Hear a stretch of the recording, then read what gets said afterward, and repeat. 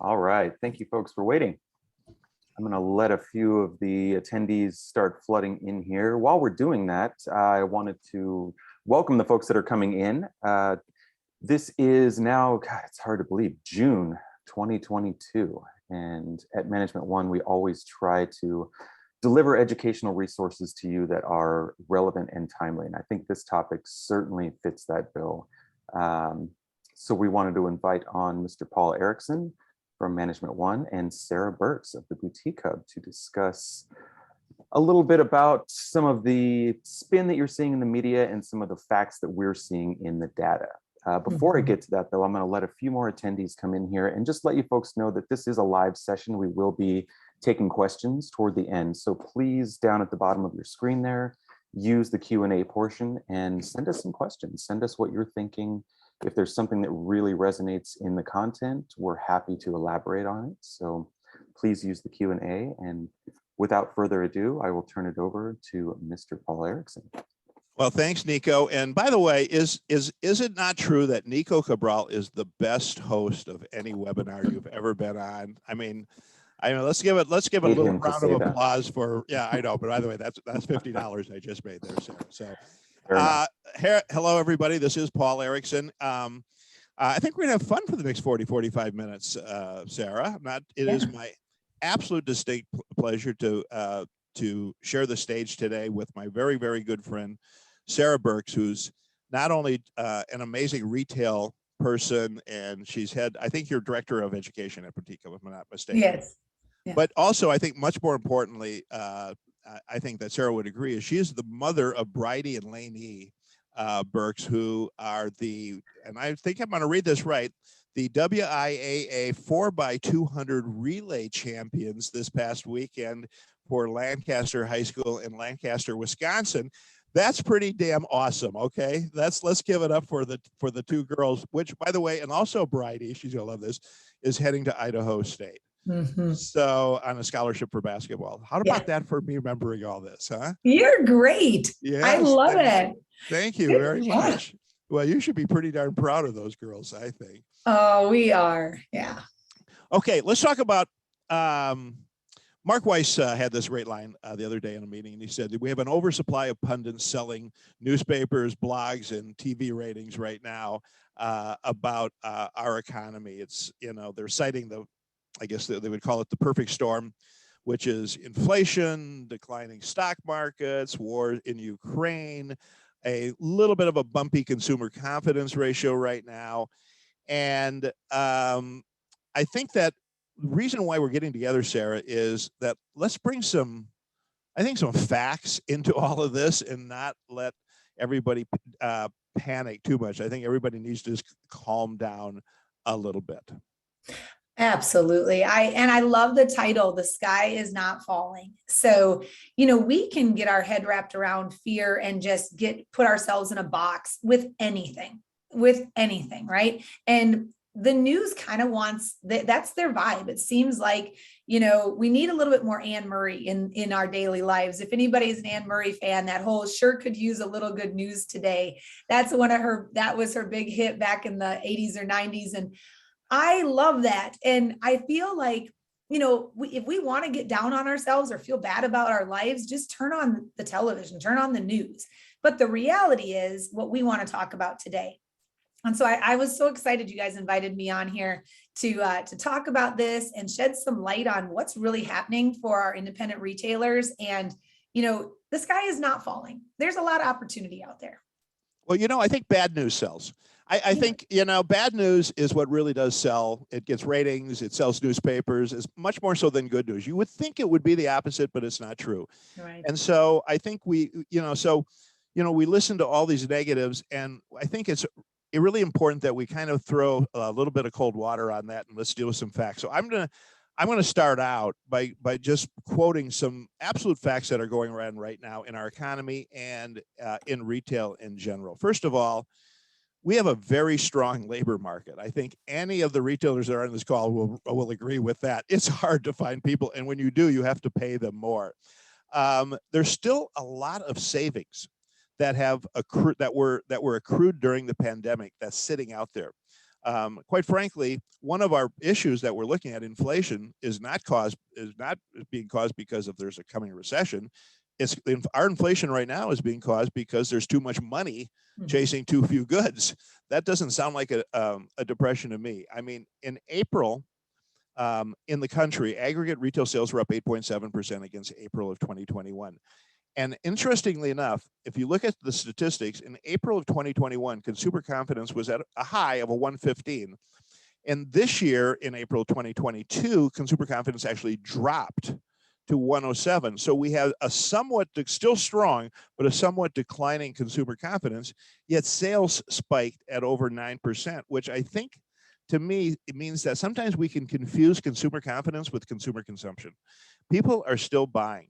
And when we look at Management One right now in our client base through May, this is very recent data, through May 25, the Management One client base are up 9% compared to last year. That's almost a double-digit increase when supposedly the sky is falling. And when we compare those numbers to 2019, and this is, I think, even shocked us, our client base is up 30% from 2019. So business is good. Macy's, Nordstrom, they just revised their sales and profit projections for 2022 up. The NRF is projecting an 8% increase in retail sales this year. Some of that is driven by services instead of goods, but they're still projecting merchandise sales to be higher than what they were pre-pandemic.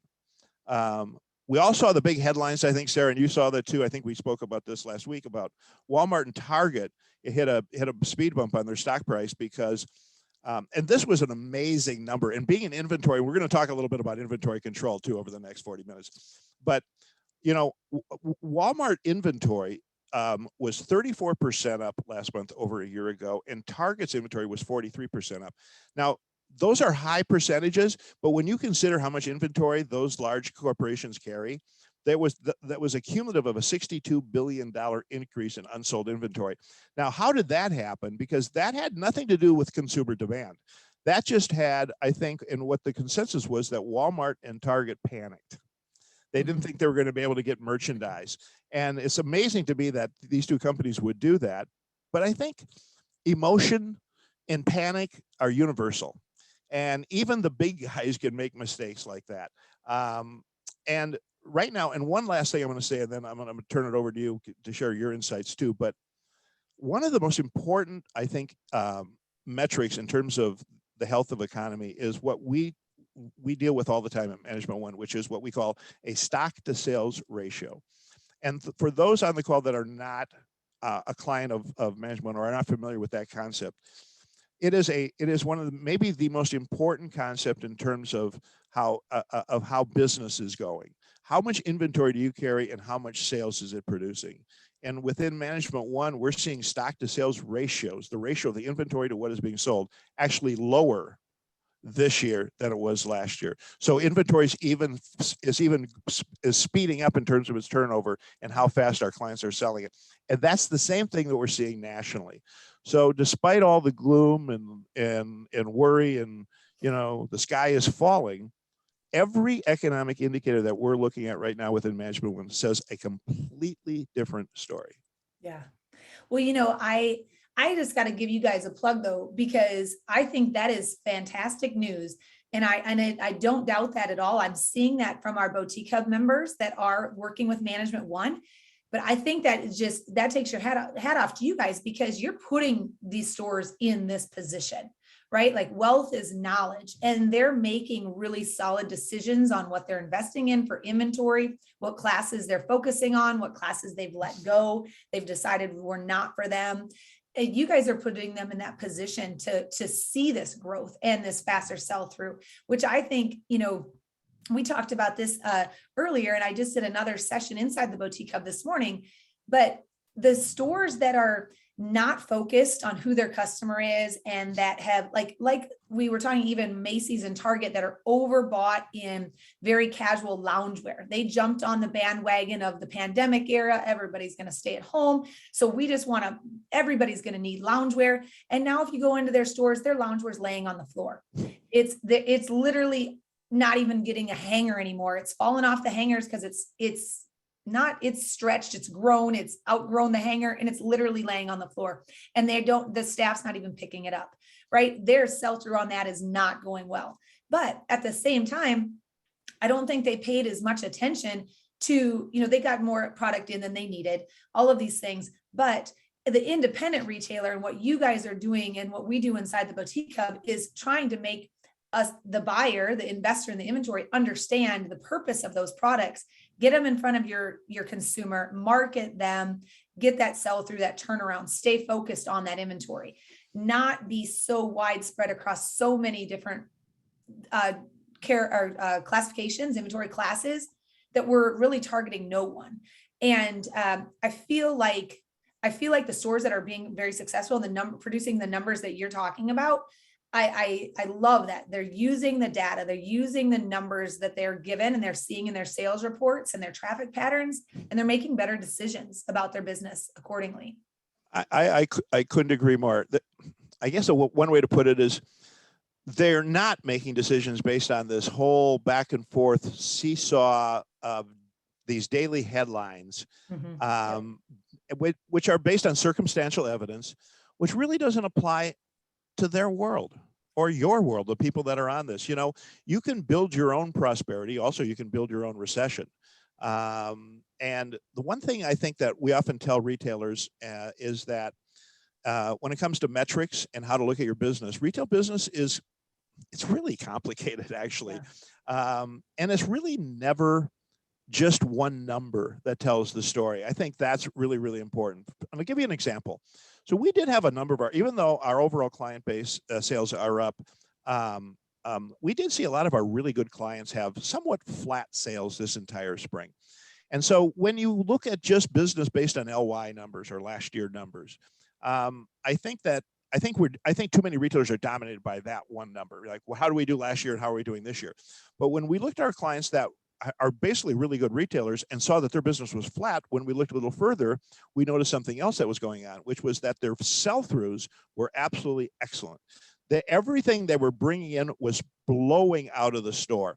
And so many times it can be a matter, not necessarily of a so-called coming recession or inflation. Sometimes it's a matter simply of where your inventory is. What position do you have in inventory right now? And is it enough to meet customer demand? Do you have enough? Yeah. Is it current? Are you taking markdowns? Are you disciplined?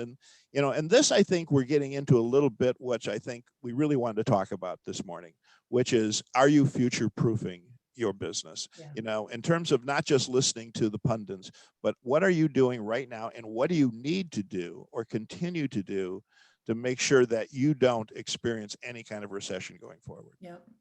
I love that. And when we talk a lot about this inside the Boutique Hub. And one of the things that I'm seeing is these stores that are staying very focused and active and looking ahead and looking for opportunity. Like, what is coming next that I need to be prepared for, and taking action to make sure you have the inventory on hand, making those calls to the vendors, looking at your inventory that you currently have and assessing it. Like, it's not just quantity. You don't just pull up a point of sale system report and see, I have 10,000 units in my store. Every one of those units should be telling a story of opportunity for sales, for transition into fall. Back to school shopping is right around the corner, and that's the second biggest shopping season of the year. So what are we doing in our independent business that's going to help us position for profit in that season? Right? It's not about really, it's too late to, I think July 4th, right? Like July 4th, everybody's already been marketing July 4th, summer, all that kind of stuff, but it's even bigger than that. We have got to look further in the future and be ready for it earlier. I think, back to school is one part of it, but look at what the Black Friday sales and things like that did last year. They started marketing that way early. That season was extended. And so, getting in front of your audience now, being prepared for it, not being caught, with no inventory. That's something you guys do such a good job with at Management One, to help the stores forecast that and be ready. Be ready. Well, you have one of the most important things I always tell our clients and prospects too is, don't just look at your inventory as one total. Look at it by category. Look at how much of it is current. And then how do you define current?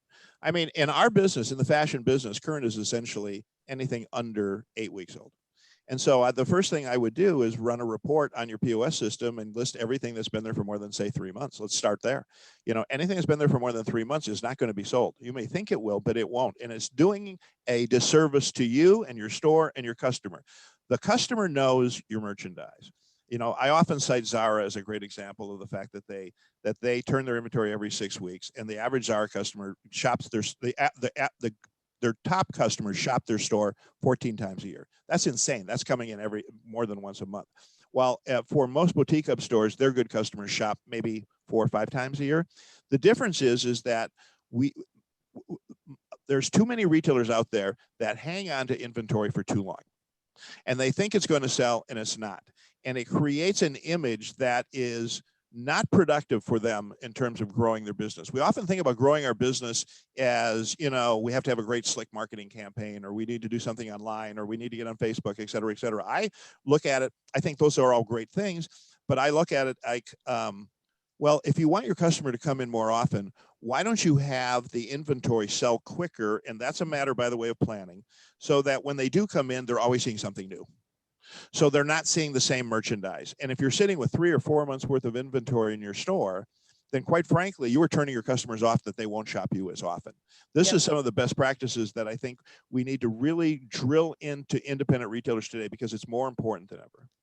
Oh man, that is so, so true. You know, and I know when you've spoken at the Boutique Hub events, you have referenced like Western stores have tended to do this before, like the same things, they'll just carry over year after year after year. I speak to that because I shop at a lot of Western stores, but the ones that are bringing in new, fresh goods, and, you know, it's just like your window display. If you left your window display the same as it was in Christmas and haven't touched it, right? No customer is going to actually come in. I need to change my window display. I need to change my cover photo of my website because I need to attract new people and show them new. But internally, there's got to be that value there that keeps those people coming in. Planning is a huge part of that. Assortment planning, looking ahead, getting people to discover and be transported into another shopping opportunity. And that's where the power of the independent retailer really comes in. And, you know, as we're talking about what is it going to take in our business to make it through whatever the economy is throwing at us, right? There's a few key things that are not going to change, right? Like the consumer wants to feel good. The consumer wants to have something nice. The consumer, I think, is really valuing good quality items. The value of their products are important. That's not going away. So how do we as the independent retailer use our offering to serve their needs, to check those boxes? Whereas the big box stores, they're not giving those touch points. They're not meeting them at the door. They're not giving the loyalty and things like that, the rewards, I should say. They're not doing 1,000 different things that are turning our consumer away and are making them feel flat. So that right there is more opportunity. Absolutely. You know, I think we need to understand our customer better too. Yeah. I think that's part of it. You know, I think we sometimes think we understand them, but we don't. You mentioned Western stores. You know, if there's a Paul Erickson talking, there's a Paul Erickson story that's going to be coming very, very soon. So here it is.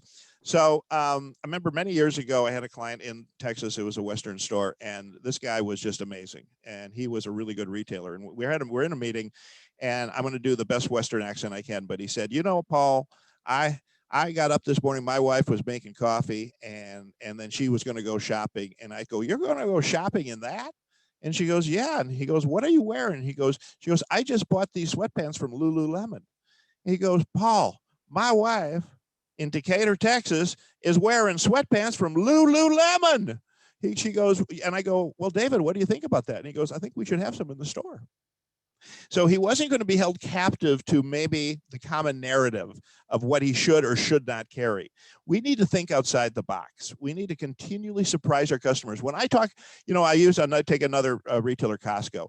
I always thought the reason why I love Costco is the fact that they rotate their inventory so fast, but they're always, shopping Costco, to me, every time I've been in, it's like a voyage of discovery. You know, I go in looking for ketchup and I walk out with a flat screen TV. I mean, they're always enticing with something you don't expect.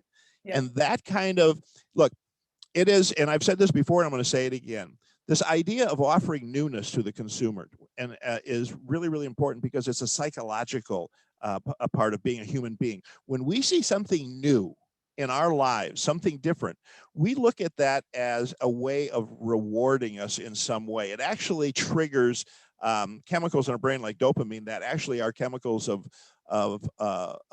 I guess, good vibes, and it's the same chemical that when we eat dessert, that type of thing. So we need to understand how important this is. And it's more important than ever that we understand how to control our inventory. I know this is a classic Management 1 talk right now, and we're going to talk about some other things too, but I am so passionate about this. We have to understand how to buy for our store. We have to understand that what we don't buy for one store. We maybe have 20 different stores. We have a jeans store, we have a knit top store, we have a sweater store, we have an outerwear store, we have a jacket store, we have a dress store, et cetera, et cetera, et cetera. And they all sell at different times and they all have to turn. And so when we start analyzing our business that way and knowing where our opportunities are and knowing where we had too much or too little and staying in our lane on our inventory purchases and understanding cash flow metrics right now more than anything. This is a business about cash flow, not profit. Let me say that again. This is a business about cash flow. If you want a misleading metric, and I talked about this, I think, at the summit in March at Boutique up in Dallas, yay. Yeah. But I talked a little bit about the fact that cost of goods sold from your accountant, it can be the most misleading data metric you look at because it only deals with what you sold, not what you haven't sold. So everything you do in your business revolves around getting cash back as fast as you can. And when you do that, you will immediately see business start to escalate much quicker than you ever imagined. So know how much your on order is. Can you pay for them? Are those your future payables? Are your on orders? We have too many clients at Management 1 that have come on with us who never tracked on order. They don't know how much is coming for the next 3 months, 2 months. Sarah, you were a retailer. You had a couple of stores in southwestern Wisconsin. I mean, can you imagine not knowing what your payable situation is going to be next month, 2 months, 3 months, 4 months down the line? This is about future-proofing your retail business and doing the right thing going forward. 100%. And there are a couple of things I want to add to there. So when you mentioned that whole, the dopamine of buying something new and how we're making our customer feel, that's huge, right? Like that's on us. We have the power as independent retailers to influence the consumer very quickly. Big box stores, they're kind of held captive by the corporate office, right? So it's a lot harder for them to do that. Independent retailers, we have that power. Just like that whole like feel good moment that we can provide by serving our customers versus just selling, that obviously does have a positive effect on our cash flow, makes things work better in our store. We're more we're able to turn on and invest in more inventory. We're more profitable, all these kind of things. But talk about the endorphin increase that is for us as the owner. And then when you do that for us, the energy that I bring back into my business on the daily is huge versus the energy that I, as the consumer, as the boutique owner, bring to my store when my sell-through is slow, our cash flow is weak. I don't know what kind of inventory I have on hand. All of a sudden, Johnny, the UPS driver, brings in 3 pallets of stuff that I don't even know where it came from. And I go to my mailbox sweating bullets because I'm thinking, oh my God, is that credit card bill in there? Did this pallet shipment hit that credit card bill? Because I can't even make payroll. That's the kind of like just punch in the gut lack of endorphin boosting that business owners that aren't tracking their on orders, that aren't tracking their sell through, that aren't paying attention to what they have. That's the exact, like the recipe for not making it through the recession. That's exactly right. You know, a lot of the things we're talking about right now is not about is improving your business and growing your business by not adding one single new customer.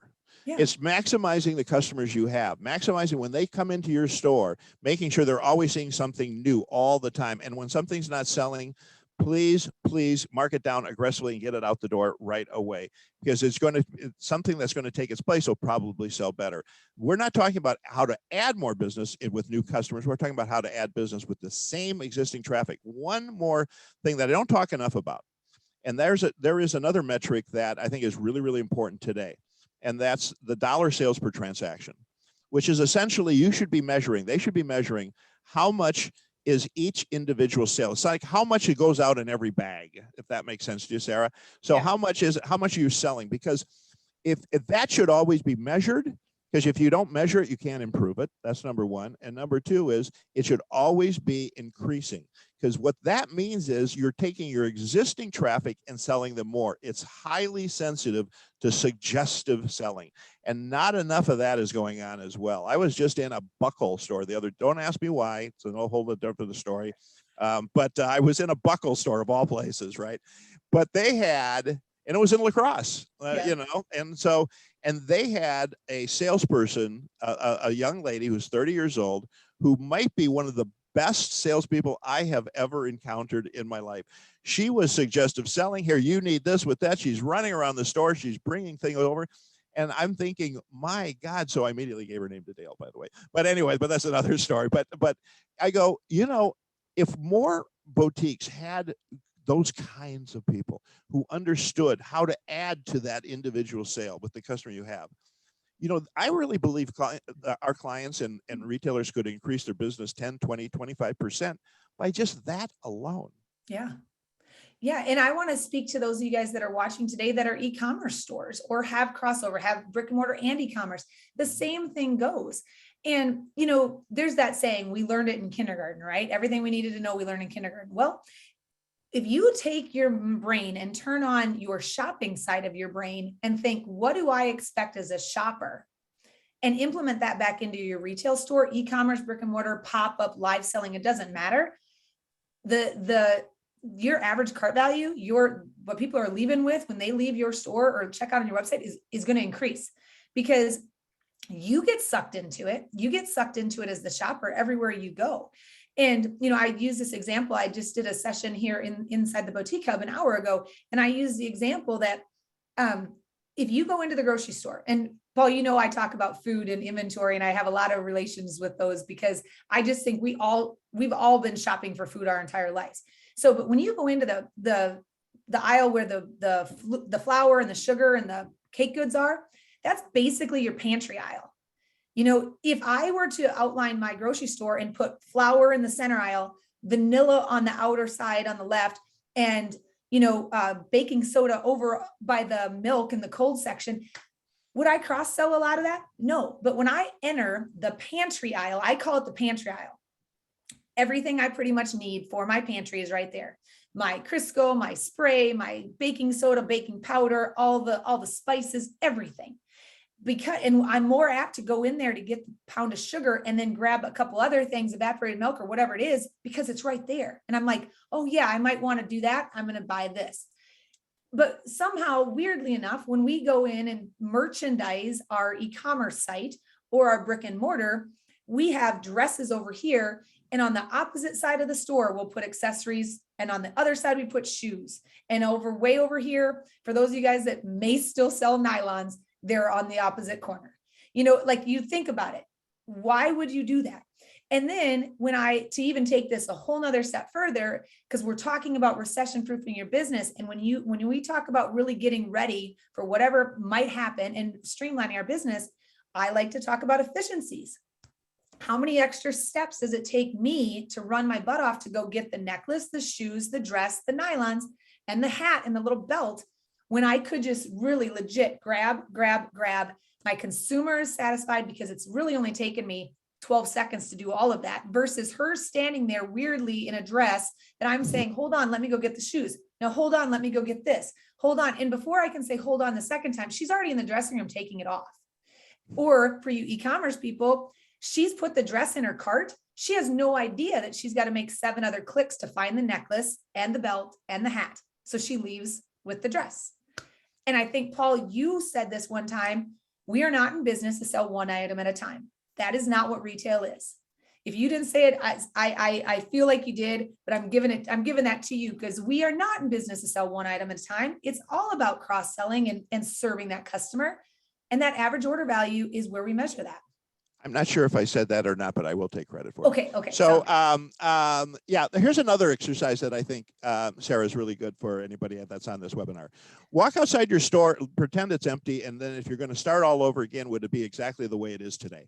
Yeah. I mean, look out and think about it. It says, would you have it there? Like you were saying, would you put the dresses there?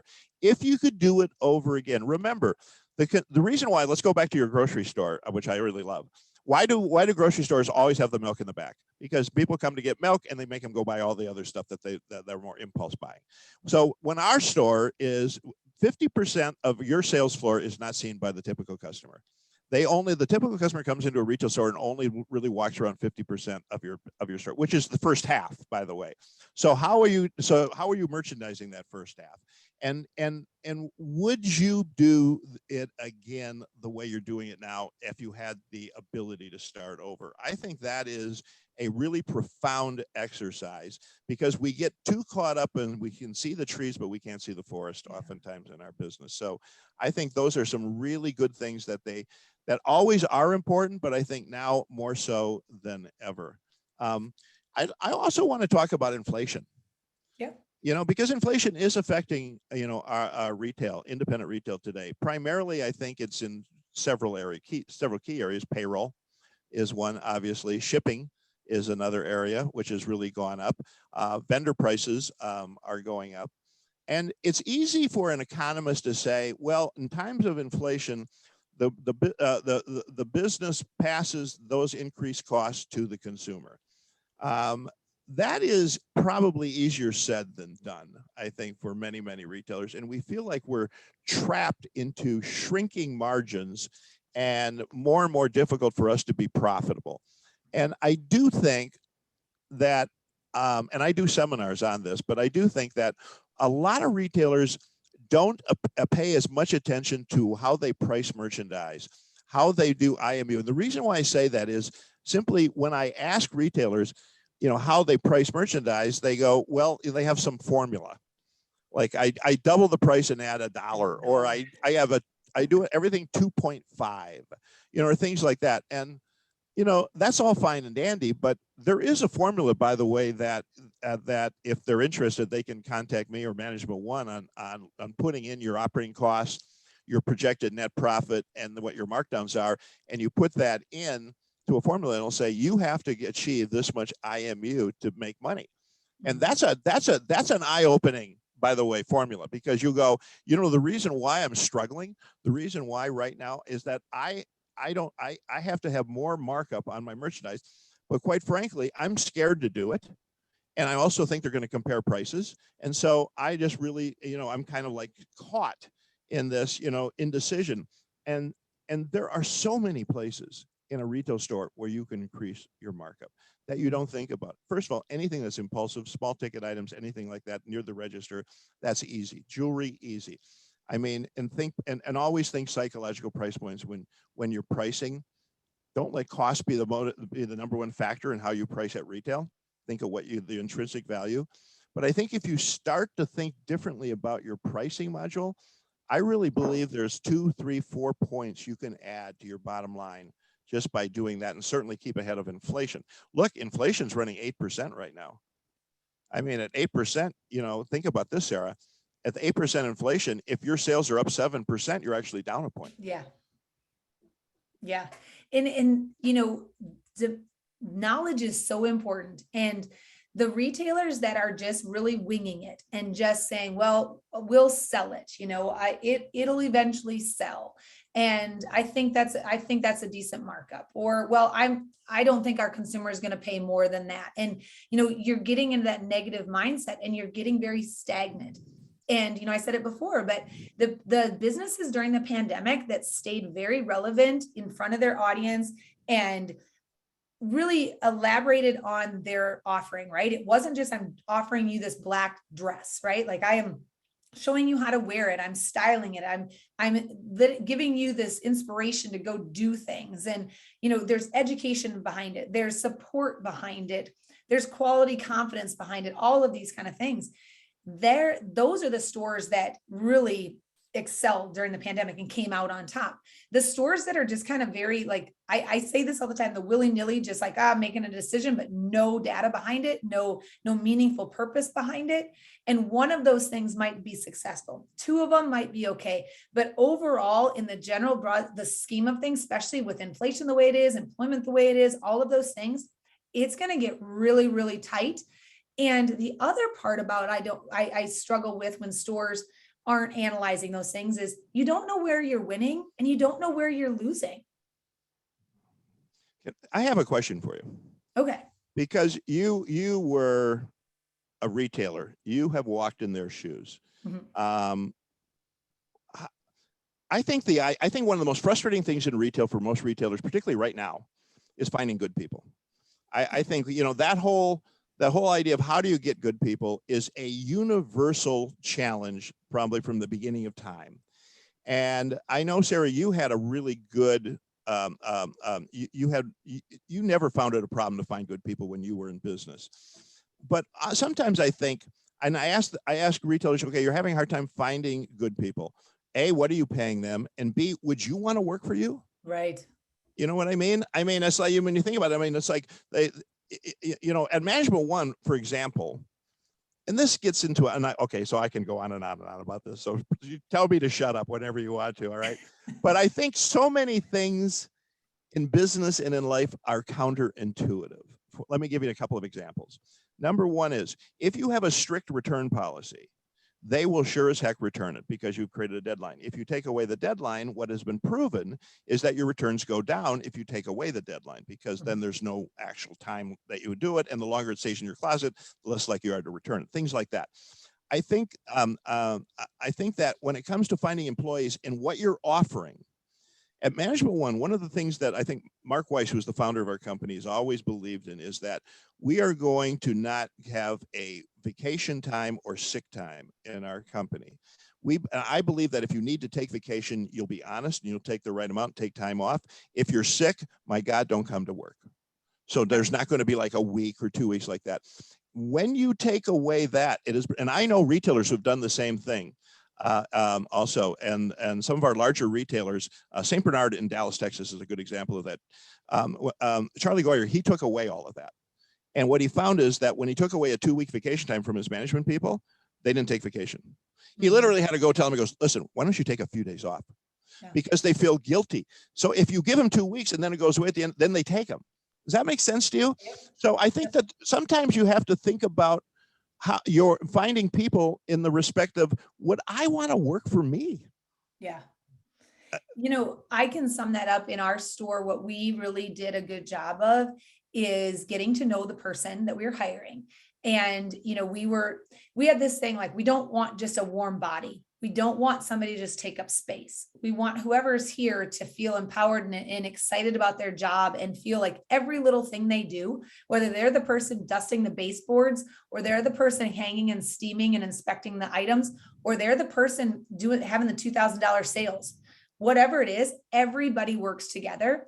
And we've made very, very clear that if the baseboards in the dressing room are dirty, there is not a $2,000 sale. If that customer goes into the dressing room with a bunch of beautiful clothes and we serve her up this beautiful wardrobe, if she goes to get undressed and drops an earring on the floor and goes to pick it up and she's got to find it through a dust bunny, yep, there is no $2,000 sale.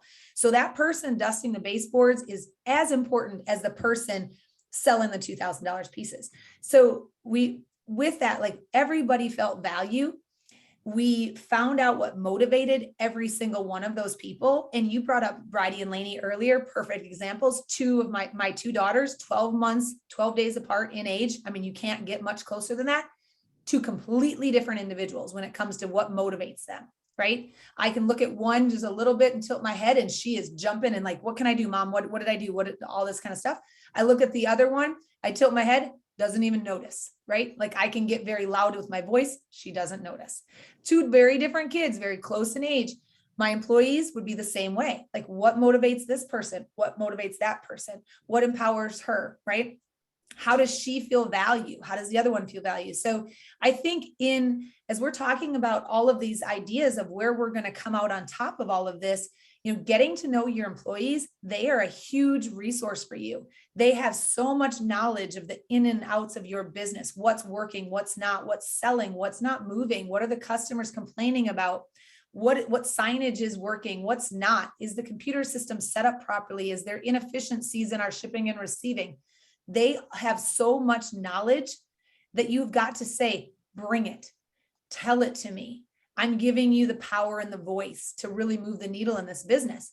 And, we talk a lot about open book management in our retail bootcamp course that we teach. And that's a whole nother thing, right? But a lot of times I see employers saying, I don't want to give my staff too much information because they might go ahead and start their own business. I don't want to give them that. I've heard that too. Yes. And I want to say, give it, be very open with your P&L, be open with those expenses, because yes, that naive employee might look at that top she unboxed and she saw that it was $17 and she sees you're retailing it for $68 and she might think, oh my gosh, I want to do this. This is my job. But then if you go back and say, oh, by the way, it costs us this much money to turn the lights on today. And it costs me this much, if you open her eyes to that side of things, maybe she's like, oh, geez, maybe we should charge $89 for that instead, but I to go back on your team thing, I think that's a huge part of getting through whatever the economy throws at us, whether it's today, tomorrow, 6 years from now, is utilizing our resources. And, your team is huge. And if they know you care about them, if they know you value them, and if they feel at home in your business and loved by you, and some people are going to say, oh man, you don't want to be best friends.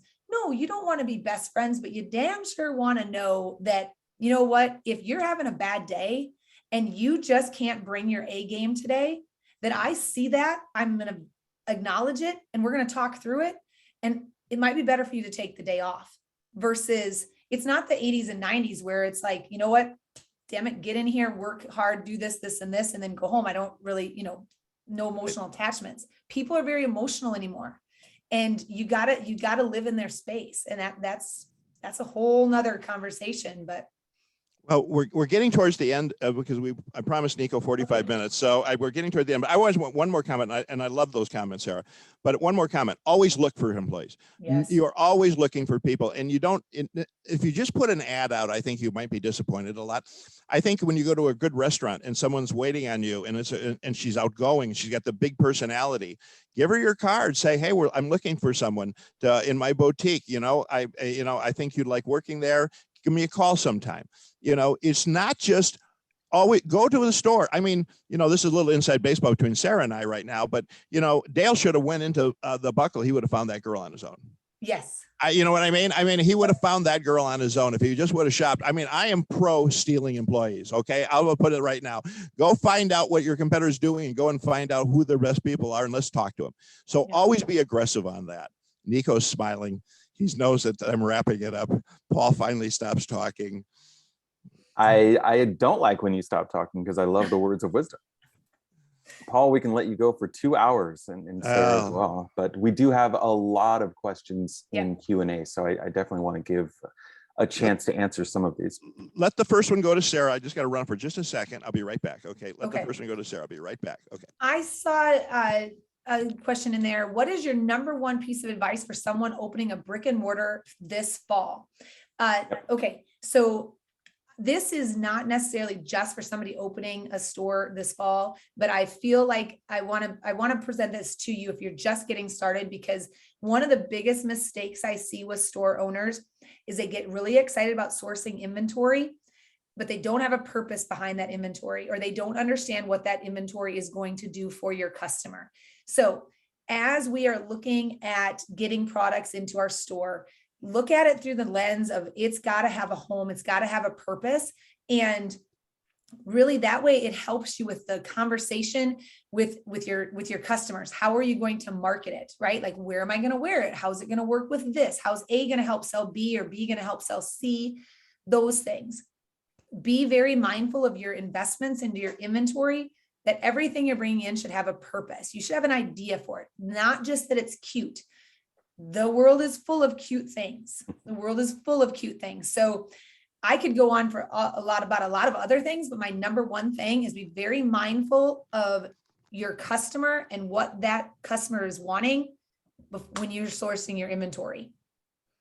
Absolutely. One of the takeaways that I got from this conversation is the fact that all retailers are multi-location business owners. Yeah. If you have one store, you are a multi-location business store owner. Every one of the classifications, as Paul said, is a small business unto itself, and it needs to be tracked accordingly with the velocity, the profitability, the buying cycle.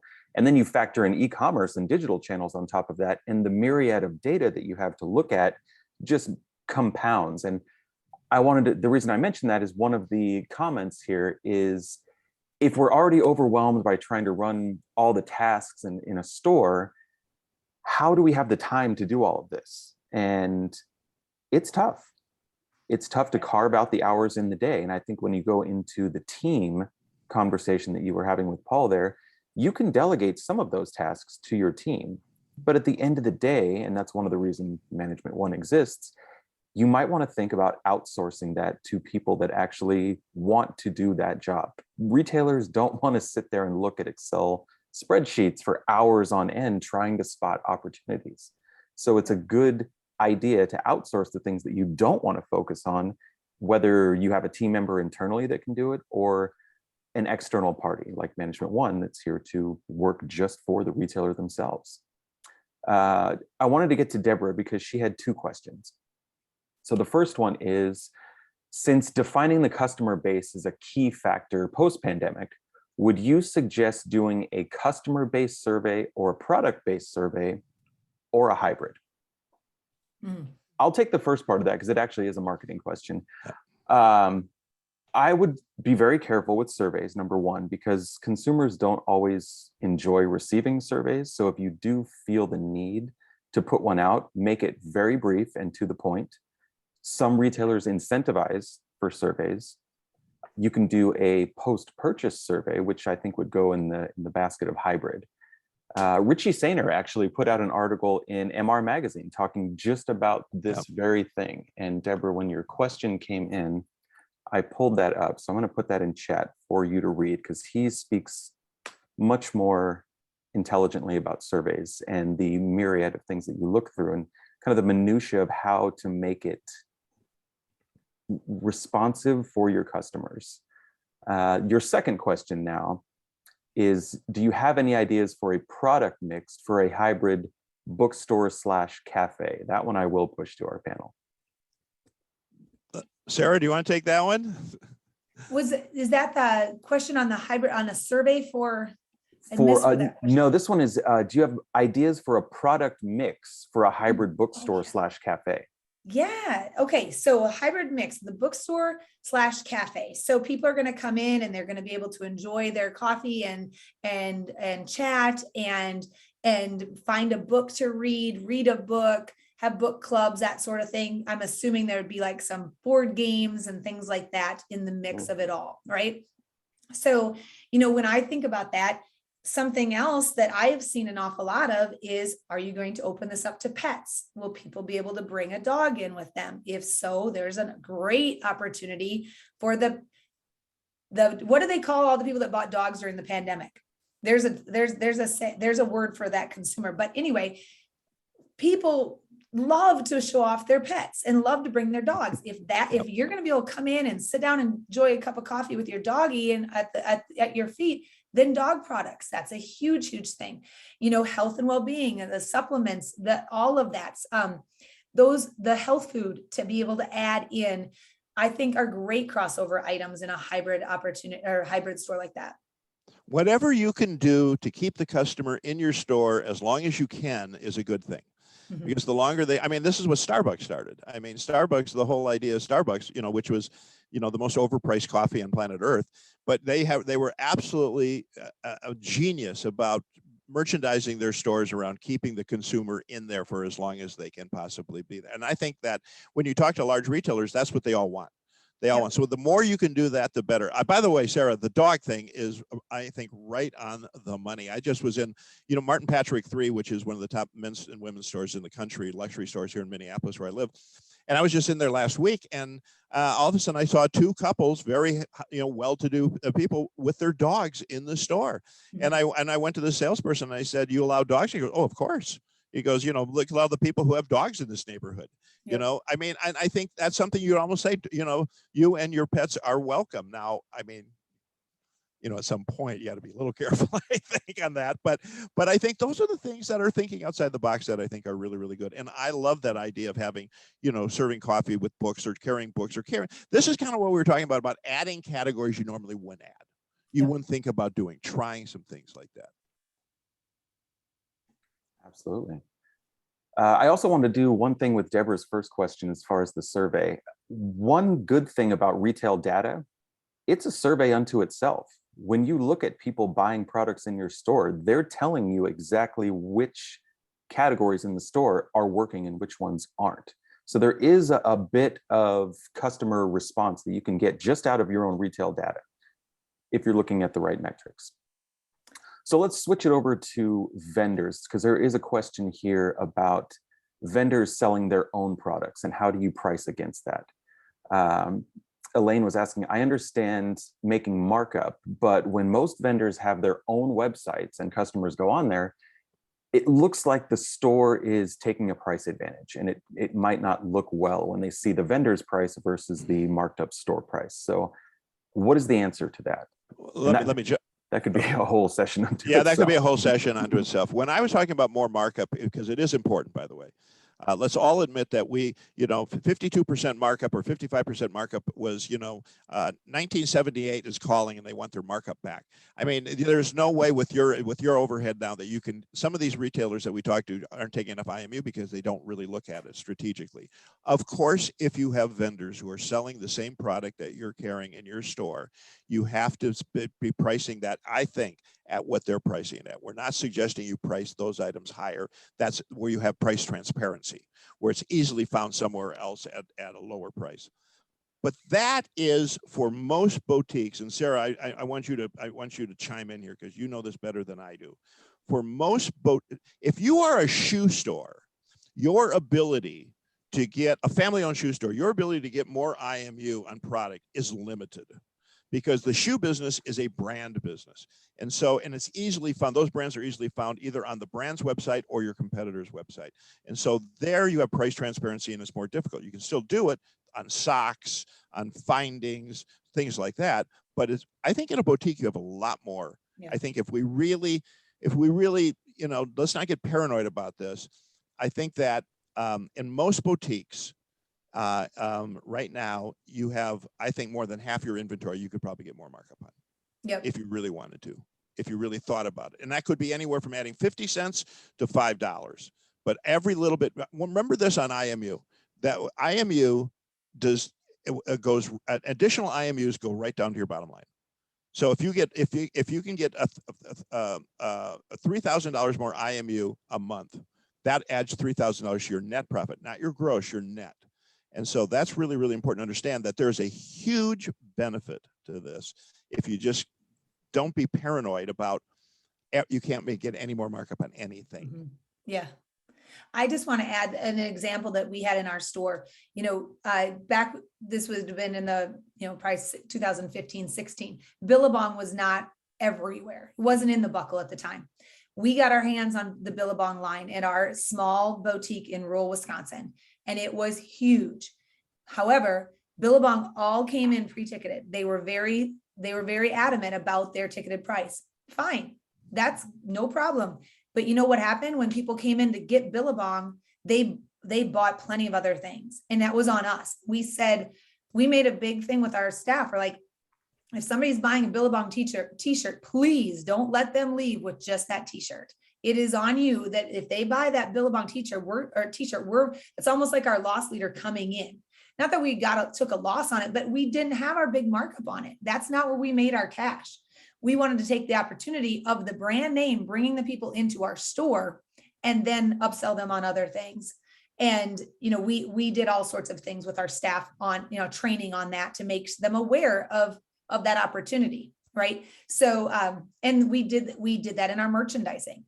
So that was huge, but I look at those as opportunities for you. But Paul is exactly right. You have the ability to take that bigger markup and give that IMU with other things in your store. Yes, Nike and, some of those things, no, they're all over the place. And that's a whole nother conversation if independents will be able to get that kind of stuff going forward.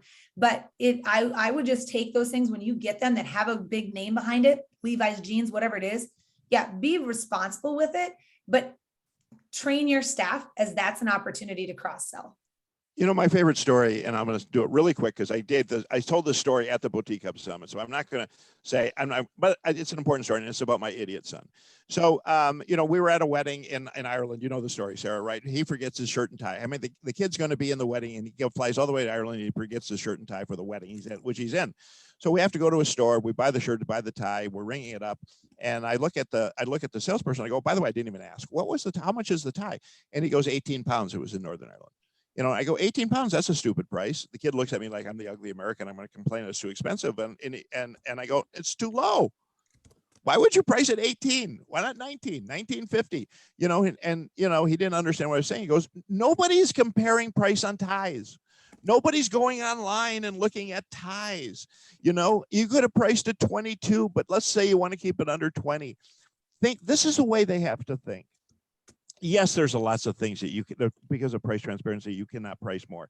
But there's a whole lot of other things that if you just think it through, and the tie example is a really good example. But if you went into any boutique store, Sarah, you would find so much that they are underpricing because the customer would pay 19 as fast as 18.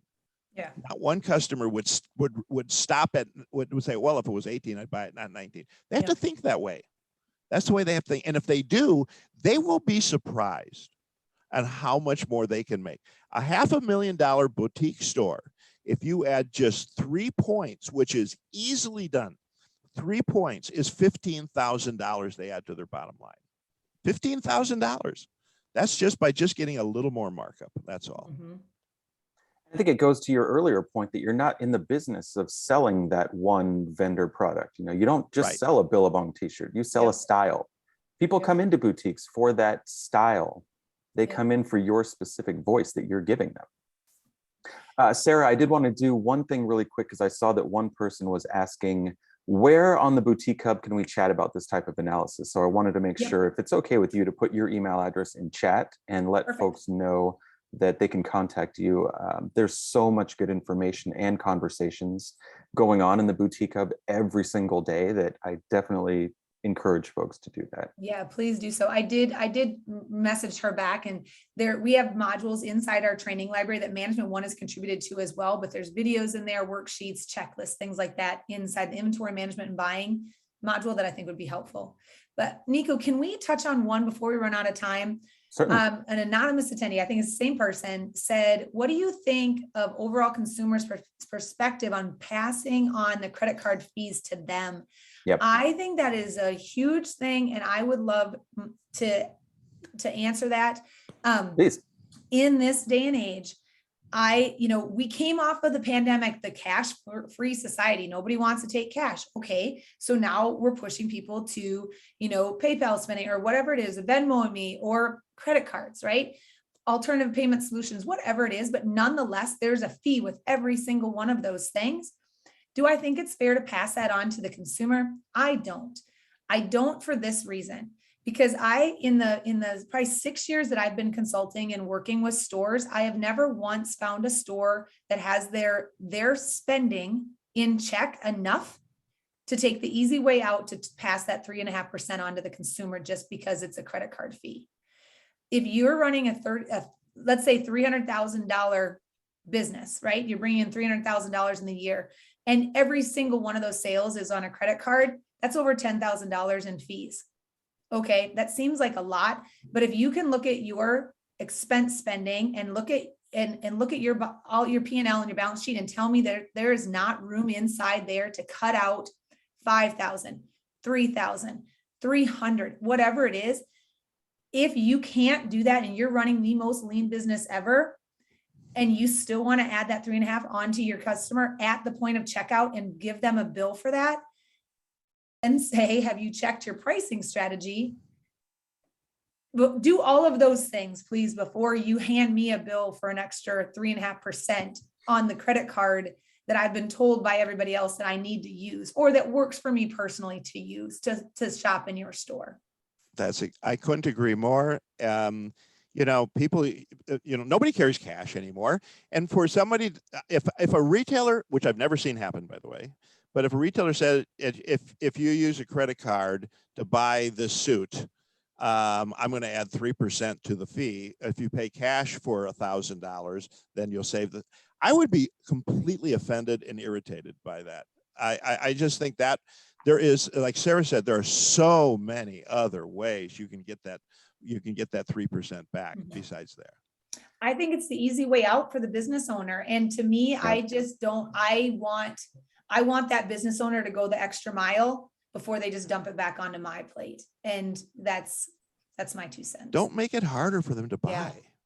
Yeah. The whole point of having various ways of paying is to make it easier. And now it's even more expanded when you have Venmo, PayPal, credit cards, cash. It's a little strange if some of them have added costs to them and some don't for the consumer. Right. So I think that's something that should stay internal.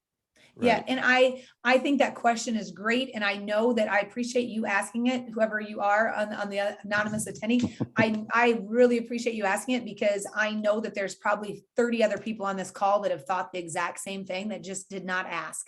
But again, going back to what I said earlier, everything we learned in kindergarten. How do you feel? Treat others the way you want to be treated. If you're there standing at whatever store checking out, and you maybe right now you have a budget, and you've come in with a budget, and you have allocated these funds. You don't have to put it on a credit card, but you've allocated this, and you're going to make this expense. You feel really good about it. You're confident in your purchase. And then all of a sudden, hey, here's another 3.5% onto that, just because. Man, if you can avoid taking the pin to the balloon and just bursting that person's bubble, taking all the air out of their sales, I think any opportunity we as independent retailers can do that sets us up above and raises our trust level for the consumer, because the big box stores, they're getting knocked down on the trust level every single day because of big things that they're having to do in their industry. We can do better.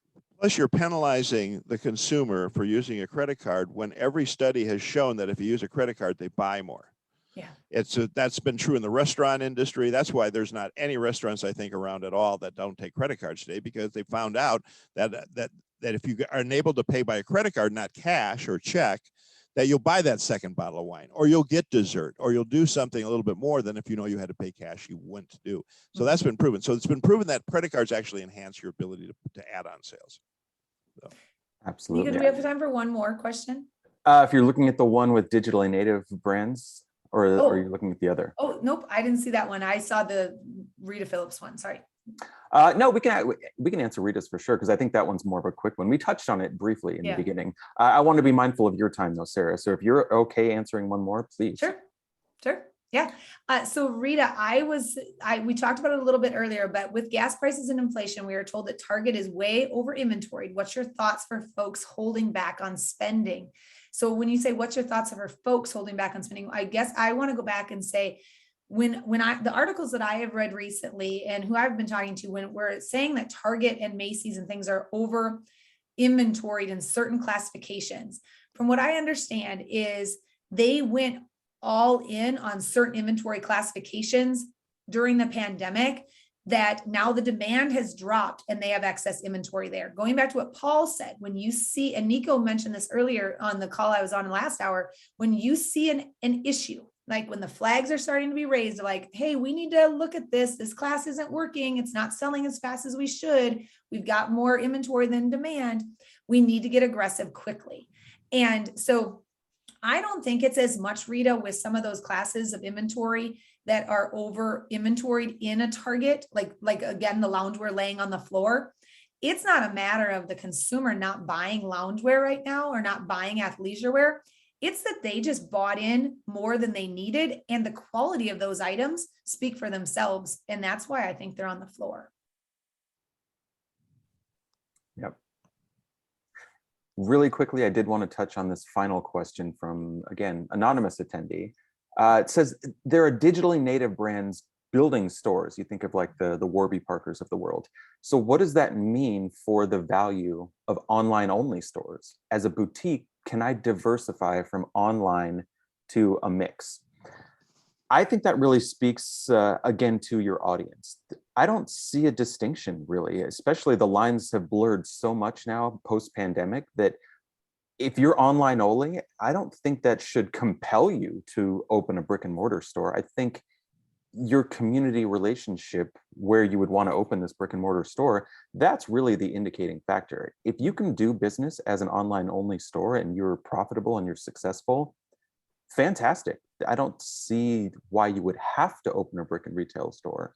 We have some clients that are operating just on comments sold. They don't even have a website where they sell products. They do all of their sales on live streaming and in comments within social media.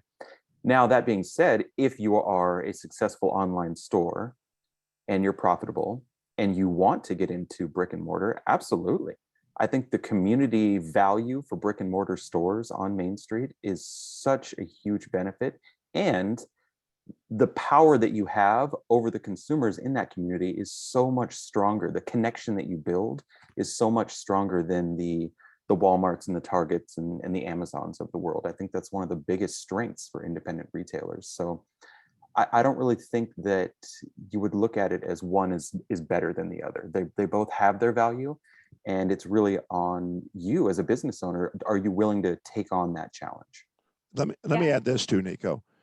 When you go, if you're online and you go into the brick and mortar world, you are entering a whole new world that you're not accustomed to in retail. And when I say that, and vice versa, absolutely. So when you go to brick and mortar, suddenly I would strongly urge you, I'm not saying it's a bad idea. I agree with everything Nico said, but do your homework, please. Understand that your costs are going to be entirely different in a brick and mortar store. Your hours, your payroll, you're finding the right people. You know, those are so many mistakes are made in terms of leasing on brick and mortar. And it's really something that you have to understand and get help with. There are people who specialize in leasing and helping you negotiate leases. I think at Management One, even if you're not a client, you know, we would be more than happy to share with you some best practices on how to open a retail store and do it the right way and understand inventory positions and overheads. I would just urge you to make sure you do your homework. It's not as brick and mortar retail is, and I'm sure Sarah's going to have a comment on this one, is a lot harder than it looks. I can tell you that. Just as for a brick and mortar retailer, an online business would be exactly the same, a lot harder than it looks. Yeah, I guess I would just, I'm a brick and mortar girl. I love shopping brick and mortar. I obviously shop a lot of e-commerce sites as well. But my thing about it doesn't matter which way you're going to go, you know, the whole get it, want it, and have the capacity for it. Those are three major markers. You can want it all you want, right? Like it can be so exciting, but do you have the capacity for it? You are only gifted 24 hours in a day, 7 days a week. The three of us on this call are that way. Whoever I'm speaking to, you're the exact same way. You know, do you have the capacity for it? What are you going to take off your plate to bring this other big animal of a brick and mortar on? I love it. I love the enthusiasm of doing it. And it's workable. But the reality is it's like a second child. It is raising another business. And you've got to feed it, you got to nurture it, you got to take care of it. Every stage of it is different. And so just when you think you might have it knacked, you're like, oh, great, the pandemic. Oh, great, road construction. Oh, great, more taxes. Oh, great, whatever it is, And so there's always something new. I think it's fantastic. I loved it when I had my store, and there's a lot of days I wish I still had my retail store. But just know that, yeah, overhead's just one little part of that. But I don't want to talk anybody off the ledge. But I do encourage everybody that wants to do it, take a real good inventory of your ability and your time. and what energy you can bring into it, and be honest with yourself about it before you jump into a super cool location that looks awesome and just get wrapped up in that. Fantastic. Well, thank you so much. We actually are well over time here. So I want to thank Sara and Paul for staying on with us, and for the attendees that are still here. We definitely appreciate staying on for this. I think this session, hopefully for the attendees, has shown that the sky is not falling. The future is bright for independent retailers. And Sara, if I can steal a line from Ginny in the previous webinar that you did this morning, you can't make a well-informed decision if you're not well-informed. So don't let the fears dictate what you're going to do with your business. If you focus on the metrics, and if you listen to the wisdom of Mr. Paul Erickson here, who preaches this day in and day out, then you can make a much more well-informed decision and start future-proofing your business. Yeah. And I just want to say, everybody that did show up today, good for you, right? Like, you are taking that investment of time into your business to make better decisions and to surround yourself with a support staff that can really help. So good work. I'm proud of you guys. And for those folks that were not able to attend, we are recording this. And if you did have to leave early, we are going to send a recording out afterwards. And feel free and drop an email to me as well if you're looking for ideas for future sessions. We're always happy to get together and share some retail knowledge with you. But thank you so much for joining today, and we look forward to the next session. Okay, thanks guys. Hi, everybody. Bye.